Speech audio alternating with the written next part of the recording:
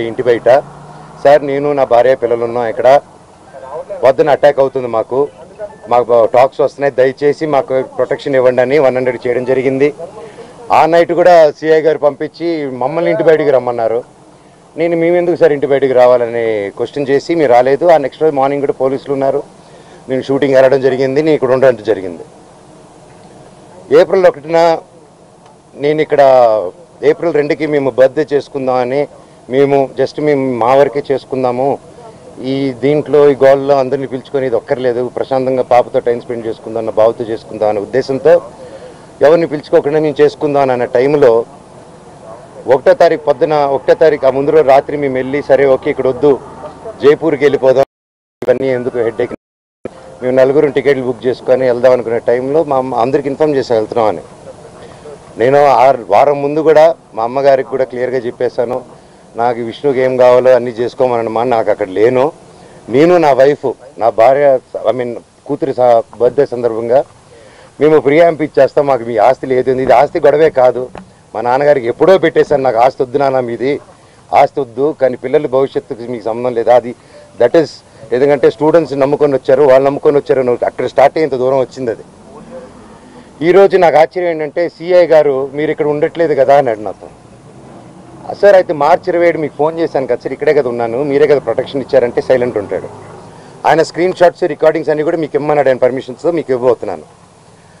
And 1వ తారీఖున పొద్దున నేను ప్రెస్ బృందానికి లింక్ పంపించాను, వీళ్ళకి ఆల్రెడీ పంపించాను. ఏప్రిల్ నుంచి అప్పుడు డిసెంబర్ 8 స్టార్ట్ అయిన గొడవలకి ఈరోజు వరకు ఒక్క ఛార్జ్ షీట్ ఫైల్ చేయలేదు.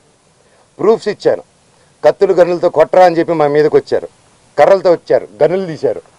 ఇవన్నీ ప్రూఫ్ సిఐ దగ్గర ఉన్నాయి, అన్నీ ఉన్నాయి, మీకు చార్ట్ హిస్టరీ నేను ఇస్తాను. అయినా కూడా ఈరోజు పడలేదు. ఓకే సార్, సార్ కనీసం నా ఇంటికి దౌర్జన్యంగా వచ్చారు. ఆ రోజు పొద్దున్న నేను ఉంటే నా పెట్స్ ఉన్నాయండి, లోపల 3 పెట్స్ ఉన్నాయి, నా రూము అన్నీ నా చిన్నప్పటి నుంచి వస్తువులు, నా పిల్లల వస్తువులు, నా భార్య వస్తువులు. అంటే ఒక మగాడు నేను ఊరిలో ఉన్నప్పుడు లేని ధైర్యం, నేను ఊరు దాటిన వెంటనే జైపూర్కి పాపనెత్తుకొని వీడు పాప బర్త్డే బిజీలో ఉంటాడు, ఈ టైంలో కొట్టచ్చా అని కేవలం విష్ణు ప్లాన్ వేసుకొని తెల్లారుజామున ఏప్రిల్ 1 5:40కి ఇదే రోడ్లో ఉన్న కెమెరా సీసీటీవీ, మా ఇంట్లోనే సీసీటీవీలు వాళ్ళు ఫేమస్ కదా, పోయినసారి గొడవ అయినప్పుడు వాళ్ళు నా మీద కంప్లైంట్ వేసి వాళ్ళే సీసీటీవీ దాచిపెట్టారు. ఇప్పుడు కూడా మీరు వెళ్ళి అడగండి, సీసీటీవీ వాళ్ళు ఎంటర్ అయింది ఎవరు, వాళ్ళు ఇస్తే సగం గుండు కొట్టుకుని తిరుగుతాను నేను వీధంతా, వాళ్ళకి సమస్య లేదు ఎవరు మీకు, ఎందుకంటే వాళ్ళు చేసింది దొంగ పని. నంబర్ 1, కమిషనర్ గారు బైండ్ ఓవర్ని క్రాస్ చేశారు, మల్టిపుల్ టైమ్స్ క్రాస్ చేశారు. జనరేటర్లో షుగర్ పోయడం దగ్గర నుంచి, మా వాళ్ళని కొట్టడం దగ్గర నుంచి, వాటర్ పంపులు ఇంటికి కట్ చేయడం, పగలు కొట్టడం నుంచి, కరెంటు కట్ చేయండి ఆ ఇంటికి అని చెప్పడం నుంచి ప్రతి ఒక్కటి ఈ మనోజ్ గారి దగ్గర ప్రూఫ్స్ ఉన్నాయి. వాళ్ళ దగ్గర ఒక్క ప్రూఫ్ మనోజ్ మీద తప్పని చెప్పమనండి, నేను సాక్షాత్ అందరి కాళ్ళ మీద పడి నేను సారీ అడుగుతాను. ఒక్క ప్రూఫ్ చూడుకుని పోనీ నేను ఆస్తి అడిగినట్టు ఒక్క ప్రూఫ్ చూపిమనండి. మీకు ఆన్గోయింగ్ ఇష్యూ బయటికి రమ్మన్నారు. నేను మేమెందుకు సార్ ఇంటి బయటికి రావాలని క్వశ్చన్ చేసి మీరు రాలేదు. ఆ నెక్స్ట్ రోజు మార్నింగ్ కూడా పోలీసులు ఉన్నారు. నేను షూటింగ్ వెళ్ళడం జరిగింది, నేను ఇక్కడ ఉండడం జరిగింది. ఏప్రిల్ 1న నేను ఇక్కడ ఏప్రిల్ 2కి మేము బర్త్డే చేసుకుందామని మేము మా వరకే చేసుకుందాము, ఈ దీంట్లో ఈ గోల్లో అందరినీ పిలుచుకొని ఇది ఒక్కర్లేదు, ప్రశాంతంగా పాపతో టైం స్పెండ్ చేసుకుందాం అన్న బావతో చేసుకుందాం అనే ఉద్దేశంతో ఎవరిని పిలుచుకోకుండా నేను చేసుకుందాం అన్న టైంలో 1వ తారీఖు పొద్దున 1వ తారీఖు ఆ ముందు రోజు రాత్రి మేము వెళ్ళి సరే ఓకే ఇక్కడ వద్దు జైపూర్కి వెళ్ళిపోదాం, ఇవన్నీ ఎందుకు హెడ్ఏక్, మేము 4 టికెట్లు బుక్ చేసుకొని వెళ్దాం అనుకునే టైంలో మా అందరికి ఇన్ఫామ్ చేసి వెళ్తున్నామని. నేను వారం ముందు కూడా మా అమ్మగారికి కూడా క్లియర్గా చెప్పేశాను, నాకు విష్ణుకి ఏం కావాలో అన్నీ చేసుకోమనమ్మా, నాకు అక్కడ లేను. నేను నా వైఫ్ నా భార్య కూతురి బర్త్డే సందర్భంగా మేము ప్రియాంప్ ఇచ్చేస్తాం, మాకు మీ ఆస్తి లేదు. ఇది ఆస్తి గొడవే కాదు, మా నాన్నగారికి ఎప్పుడో పెట్టేశాను, నాకు ఆస్తి వద్దు నాన్న, మీది ఆస్తి వద్దు, కానీ పిల్లల భవిష్యత్తుకి మీకు సంబంధం లేదు. అది దట్ ఈస్ ఎందుకంటే స్టూడెంట్స్ నమ్ముకొని వచ్చారు, వాళ్ళు నమ్ముకొని వచ్చారు, అక్కడ స్టార్ట్ అయ్యేంత దూరం వచ్చింది. అది ఈరోజు నాకు ఆశ్చర్యం ఏంటంటే సిఐ గారు మీరు ఇక్కడ ఉండట్లేదు కదా అన్నాడు నాతో. సార్ అయితే మార్చి 27 మీకు ఫోన్ చేశాను కదా సార్, ఇక్కడే కదా ఉన్నాను, మీరే కదా ప్రొటెక్షన్ ఇచ్చారంటే సైలెంట్ ఉంటాడు. ఆయన స్క్రీన్ షాట్స్ రికార్డింగ్స్ అన్నీ కూడా మీకు ఇమ్మన్నాడు, ఆయన పర్మిషన్స్తో మీకు ఇవ్వబోతున్నాను. అండ్ 1వ తారీఖున పొద్దున నేను ప్రెస్ బృందానికి లింక్ పంపించాను, వీళ్ళకి ఆల్రెడీ పంపించాను. ఏప్రిల్ నుంచి అప్పుడు డిసెంబర్ 8 స్టార్ట్ అయిన గొడవలకి ఈరోజు వరకు ఒక్క ఛార్జ్ షీట్ ఫైల్ చేయలేదు. ప్రూఫ్స్ ఇచ్చాను, కత్తులు గన్నులతో కొట్టరా అని చెప్పి మా మీదకి వచ్చారు, కర్రలతో వచ్చారు, గనులు తీశారు. ఇవన్నీ ప్రూఫ్ సీఏ దగ్గర ఉన్నాయి, అన్నీ ఉన్నాయి, మీకు చాట్ హిస్టరీ నేను ఇస్తాను. అయినా కూడా 20 పడలేదు. Okay sir. సార్ కనీసం నా ఇంటికి దౌర్జన్యంగా వచ్చారు. ఆ రోజు పొద్దున్న నేను ఉంటే నా పెట్స్ ఉన్నాయండి లోపల, 3 పెట్స్ ఉన్నాయి. నా రూము అన్నీ నా చిన్నప్పటి నుంచి వస్తువులు, నా పిల్లల వస్తువులు, నా భార్య వస్తువులు.